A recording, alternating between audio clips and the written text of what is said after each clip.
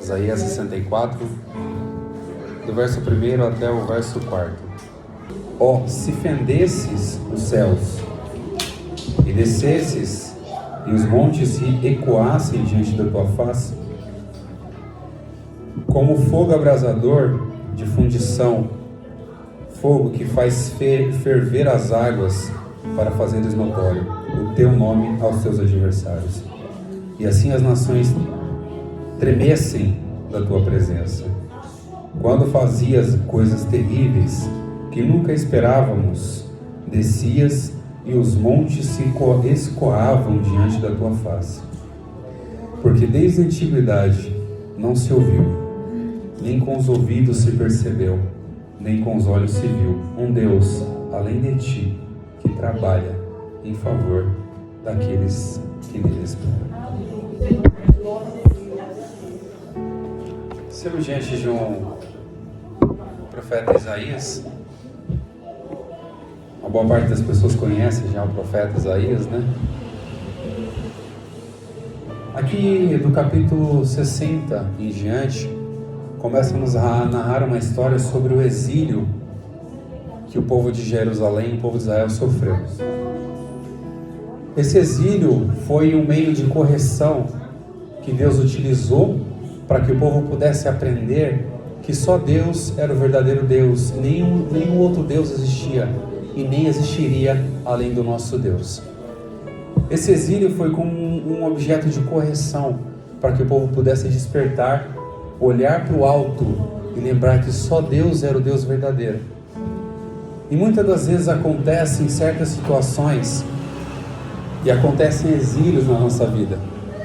E esses exílios, às vezes nós procuramos ir para ele e às vezes nós somos levados porque nós não queremos reconhecer a grandeza e o poder de Deus. Foi falado agora há pouco aqui, a irmã comentou que Deus precisava quebrar o vaso. Muitas das vezes nós vamos para lugares onde nós não queremos, enfrentamos situações que nós não queremos, porque nós não queremos abrir o nosso coração para reconhecer quem é Deus e qual é a sua grandeza. O povo de Israel estava em uma certa situação que eles não reconheciam. Eles estavam ali, adoravam qualquer outro Deus, faziam imagem de escultura, faziam qualquer outra coisa. E quando era o último estágio da vida deles, quem que eles lembravam? Que existia um Deus. Mas eles precisavam de um exílio para poder lembrar que Deus era Deus. E muitas vezes acontece em nossa vida. Nós precisamos estar presos em certas situações, estar em certos exílios e prisões, para que nós possamos lembrar que só Deus é o verdadeiro Criador dos céus e da terra e Criador das nossas vidas. O povo de Israel passou por aquele exílio e foi uma situação muito difícil para eles. E no entanto, Deus mesmo chama Nabucodonosor de servo, porque Nabucodonosor levou o povo cativo e estava fazendo um serviço para Deus. Ou seja, uma pessoa que não tinha amor nenhum pela humanidade, uma pessoa que não tinha temor nenhum a Deus, foi chamado de servo. E por isso que Jesus vai olhar para nós e falar: eu não chamo vocês de servos, porque o servo não sabe o que o seu Senhor faz, mas eu chamo vocês de amigos. Porque Deus não quer que a gente preste apenas um serviço, mas que nós sejamos íntimos dEle, para fazer a vontade dEle e a glória dEle ser manifestada em nossas vidas. O povo de Israel precisava ser livre, mas para ser livre, eles precisavam reconhecer quem era o Deus verdadeiro. E Deus fez uma promessa e falou que eles iam ser levados àquele exílio, e aquele exílio ia aprisioná-los, prendê-los, e aquele que não era homem de Deus e estava simplesmente prestando um serviço, dominaria sobre eles. Ou seja, muitas das vezes, há certas situações que nós olhamos, o ímpio dominando sobre o cristão, o ímpio dominando sobre certas situações, mas é para a gente aprender, porque o nosso reino não é dessa terra, o nosso reino não é desse mundo, nós não estamos aqui apenas de passagem, mas o nosso reino está preparado para nós lá na glória do céu. Nós não estamos aqui para fazer morada, porque a nossa passagem aqui é curta, mas a nossa vida com Deus vai ser eterna na glória. Mesmo com todas as situações que o povo fez, e fez com que Deus se aborrecessem deles, mesmo assim Deus é misericordioso. Deus foi tão bondoso com eles, livrou eles do exílio, trouxe a liberdade para eles, trouxe a liberdade para o povo, vingou os inimigos do povo de Deus, e além disso trouxe para eles uma promessa de uma nova Jerusalém, a reconstrução da nova Jerusalém, porque o povo havia abandonaram a Deus, abandonaram a glória de Deus, abandonaram a vontade de Deus, amaram mais a criatura do que o Criador, deixaram de lado tudo aquilo que era importante para Deus e começaram a fazer as próprias vontades da carne. E nós sabemos que a vontade da carne, quando nós fazemos ela, nós se afastamos da glória de Deus, porque Deus não quer dividir espaço com a sua vontade, mas Ele quer que a vontade dEle prevaleça na sua vida. Ele não quer dividir o espaço com aquilo, o seu egoísmo, não, com o seu ego, mas Ele quer que o espaço seja preenchido pela glória dEle, pela humildade, pelo amor, pela paz, pela benignidade, pela fé, pela mansidão e pela temperança. O povo precisou passar por isso para entender quem era realmente Deus. Eles precisaram passar por isso. E tem coisas que nós passamos e nós precisamos passar por aquilo, porque se nós não passarmos por aquilo, a gente não vai aprender. Às vezes é difícil enfrentarmos certas situações, é muito difícil, mas essas situações moldam o nosso caráter, essas situações moldam o nosso vaso, essas situações não colocam de novo na mão do oleiro. Essas situações fazem a gente entender porque Deus não vai querer usar um vaso que está rachado e quebrado, Ele vai querer moldar e fazer do jeito dEle, porque para encher um vaso Ele precisa estar preparado para ser cheio, para colocar o azeite da unção do Espírito Santo Ele precisa estar preparado para aquilo, e rachaduras precisam ser tampadas para que a glória de Deus possa descer.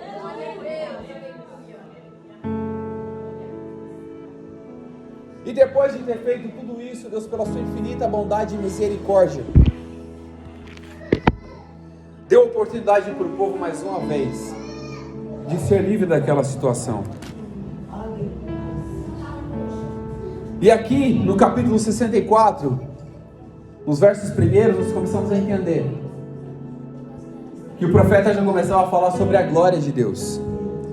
E no verso 3, quando fazias coisas terríveis, nunca esperávamos, descias e os montes se ecoavam diante da tua face. Para você ter ideia, a glória de Deus era tamanha que ninguém conseguia parar diante da presença de Deus. Até os montes fugiam da face de Deus, até os montes se afastavam da glória de Deus, aquelas pessoas que viviam na impiedade não conseguiam chegar diante da presença do Senhor. E aqui o profeta começa a falar, porque desde a antiguidade não se ouviu. Quando eu comecei a meditar sobre a antiguidade, nós começamos a observar na palavra do Senhor desde Gênesis, a criação. Você já viu algum Deus criar o homem do pó da terra, criar os céus e a terra? Eu nunca vi nenhum outro Deus, mas o nosso Deus fez isso. Ele criou os céus e a terra, criou a nossa humanidade, criou as plantas, criou tudo. É isso que o profeta falou, desde a antiguidade, ou seja, desde a antiguidade não existia outro Deus maior do que o nosso Deus, que Ele foi criador de todas as coisas.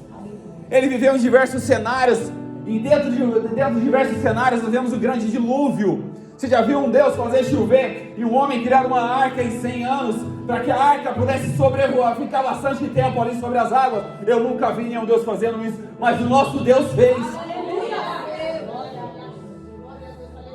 Eu nunca vi um Deus fazer sinais e maravilhas para mostrar que realmente Ele é Deus, como Deus fez no Egito juntamente com Moisés. Lançou 10 pragas e o único Deus verdadeiro foi demonstrado naquele momento. E tentaram confundir a mente, outras serpentes de outros deuses se transformaram, outro cajado se transformaram em serpentes. Mas a glória de Deus se manifestou, e a presença de Deus e o verdadeiro Deus que fez com que aquele cajado se transformasse em serpente, engoliu todas as outras serpentes. Esse é o nosso Deus verdadeiro. E quando fala que desde a antiguidade, está tratando disso. Quando Moisés estava diante do mar vermelho, quem foi que abriu o mar? Foi Deus, nosso Deus verdadeiro. E desde a antiguidade nenhum outro Deus fez isso a não ser o nosso Deus. Desde a antiguidade, Davi venceu Golias. Eu não vi nenhum outro Deus usaram um menino pequeno para vencer um gigante. E esse Davi que falou: eu vou em nome do Deus Altíssimo. Quem é esse incircunciso filisteu para poder afrontar o Deus de Israel? Desde a antiguidade existiu grandes poderes e maravilhas. Eu nunca vi nenhum homem com tanta sabedoria como Salomão. E quem foi que deu sabedoria para ele? Foi Deus. Então desde a antiguidade nunca existiu nenhum Deus, e nunca existirá nenhum Deus maior do que o nosso. Não se ouviu. Desde a antiguidade não se ouviu. Nós ouvimos muitas coisas. Nós ouvimos falar, tem pessoas que fazem milagres ali, sinais aqui. Mas o nosso Deus é o nosso Deus verdadeiro. Quando nós ouvimos falar do Deus verdadeiro, Ele vai muito além da nossa audição. Quando eu falo que não se ouviu, ou seja, ouvir, o que é ouvir? É a gente receber informações, captações, por meio de vibrações que os nossos tímpanos recebem aqui. E nós recebemos essa informação. Mas você pode observar que o profeta fala que desde a antiguidade não se ouviu, e nem com os ouvidos se percebeu. O que é a percepção da audição? É você sentir e tomar consciência daquilo. Além de nós ouvirmos que Deus é um Deus verdadeiro, nós sentimos a presença dEle e tomamos consciência de que Ele está em nosso meio. Tomamos consciência de que Ele está nas nossas vidas. Tomamos consciência que o Espírito Santo habita nos nossos corações. Nós tomamos essa consciência. E fala que um Deus além de ti. Nós falamos aqui agora há pouco. Eu não vi nenhum Deus criar os céus e a terra, a não ser o nosso Deus. Eu não vi nenhum Deus fazer com que o dilúvio aparecesse, com que pragas fossem manifestas, para que a glória dele fosse manifesta. Eu não vi nenhum outro Deus fazer milagres, sinais e maravilhas, como o nosso Deus verdadeiro. Criaram bezerros de ouro, mas eu não vi bezerro de ouro fazer milagre. Criaram serpentes ali no deserto, mas eu não vi serpente fazer milagre. Mas o nome, a glória de Deus fez milagres. Eu não vi.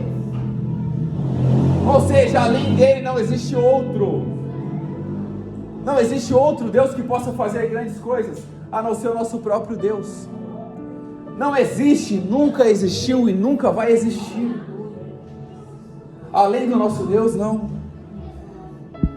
Porque quando fala além, traz o significado para a gente, aquele que está à frente ou adiante. Eu nunca vi nenhum Deus diante do nosso Deus, adiante do nosso Deus ou à frente do nosso Deus. Para fazer milagres, prodígios, maravilhas e sinais. Eu nunca vi. Então, desde a antiguidade, nunca existiu.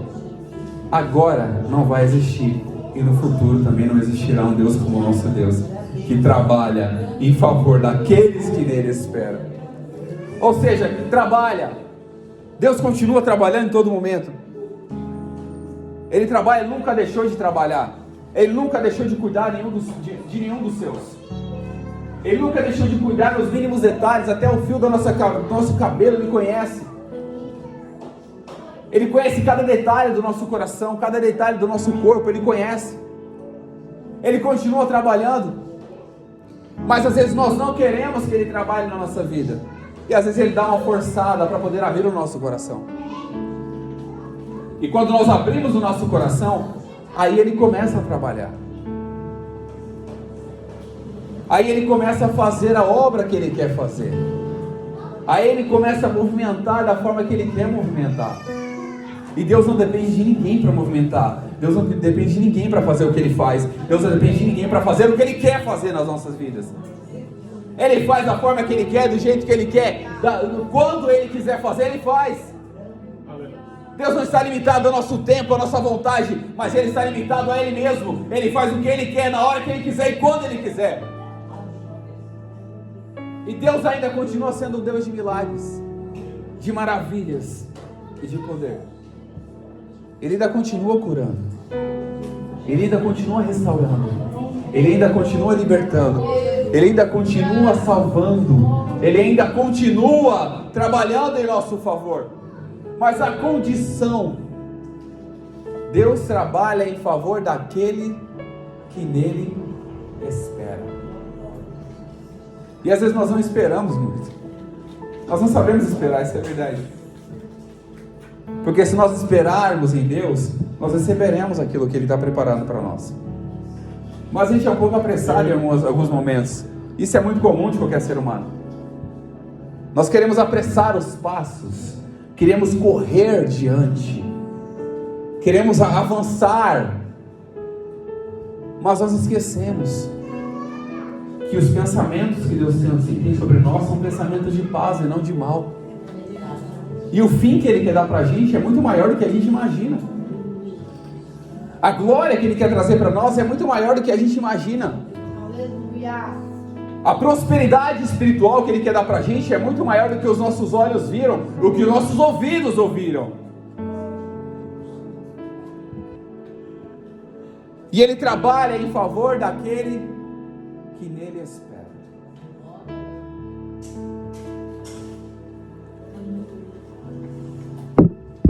E a condição é o quê? Continuar acreditando que Ele é poderoso para fazer muito mais do que pedimos ou pensamos. E aqui também relata para a gente que nem com os olhos se viram. Os nossos olhos não viram grandes coisas. Os nossos olhos carnais não veem muitas coisas, mas os nossos olhos espirituais contemplam a glória de Deus, contemplam o poder de Deus, a autoridade de Deus, a autonomia de Deus. Os nossos olhos espirituais contemplam isso. E quantas vezes nós louvamos o Senhor, abre os nossos olhos espirituais, mas não é para abrir para qualquer coisa, é para ver a vontade de Deus sendo reinada em nossas vidas, para ver a glória de Deus na nossa vida, para ver o poder de Deus na nossa vida. É para isso que os nossos olhos espirituais precisam ser abertos, para ver que meio às dificuldades ainda há um Deus que está deitado ali na proa do barco dormindo, mas está olhando para nós, intercedendo por nós e repreende tempestade e o mal. É para lembrarmos que Deus ainda trabalha em nossas vidas, mesmo a gente não vendo. Deus ainda atua nos nossos corações, aquece a nossa vida, a nossa alma, mesmo a gente não compreendendo. Deus ainda trabalha no silêncio da nossa vida. Deus ainda trabalha nos momentos mais difíceis da nossa vida. E que a gente acha que não tem ninguém, Ele está ali ainda trabalhando em nossa vida. A gente acha que ninguém está fazendo nada por nós, e pode não estar fazendo, mas Deus está fazendo os mínimos detalhes. Ele ainda continua sendo o mesmo ontem, hoje e será eternamente. Aqueles que esperam no Senhor renovarão as suas forças, subirão como asas de águias, correrão e não se cansarão, caminharão e não se fadigarão. Porque esperar no Senhor ainda é a melhor opção, não é a última, ainda é a melhor opção. Esperar no Senhor ainda é nossa melhor opção, porque Ele é poderoso para fazer muitas coisas na nossa vida. Por isso que Isaías fala que desde a antiguidade não ouviu, nem com os ouvidos se percebeu, e nem com os olhos se viu um Deus além do nosso Deus, que continua trabalhando em nosso favor. Que Deus abençoe em nome de Jesus.